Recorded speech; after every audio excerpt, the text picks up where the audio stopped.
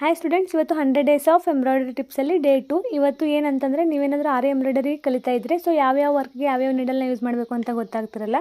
ಅದಕ್ಕೋಸ್ಕರ ನಾನು ಈ ವಿಡಿಯೋನ ಮಾಡ್ತಿದ್ದೀನಿ ಆರಿ ಎಂಬ್ರಾಯ್ಡರಿ ಬಿಗಿನರ್ಗೆ.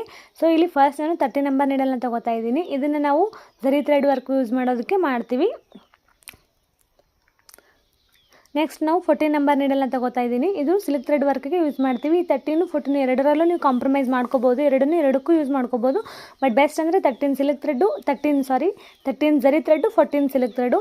ನೆಕ್ಸ್ಟ್ ಬಂದುಬಿಟ್ಟು 24 ನಂಬರ್ ನೀಡಲು. 24 ನಂಬರ್ ನೀಡಲ್ಲ ನೀವು cut beads, sugar beads, colour sugar beads, zardozi, so many other types of beads ಏನಿರುತ್ತೆ ಅದನ್ನು ಯೂಸ್ ಮಾಡ್ತೀವಿ. ನೀವೇನಾದರೂ ಆನ್ಲೈನಲ್ಲಿ ಆರಿ ಎಂಬ್ರಾಯ್ಡರಿ ಕೋರ್ಸ್ನ ಕಲಿಬೇಕಂತ ಇದ್ದರೆ ಸ್ಕ್ರೀನ್ ಮೇಲೆ ಡಿಸ್ಪ್ಲೇ ಆಗ್ತಿರೋ ನಂಬರ್ಗೆ ವಾಟ್ಸಪ್ ಅಥವಾ DM ಮಾಡಿ. ಇದೇ ಥರ ಟಿಪ್ಸ್ ಆ್ಯಂಡ್ ಟ್ರಿಕ್ಸ್ಗೋಸ್ಕರ ನಮ್ಮ ಅಕೌಂಟ್ನ ಫಾಲೋ ಮಾಡಿ.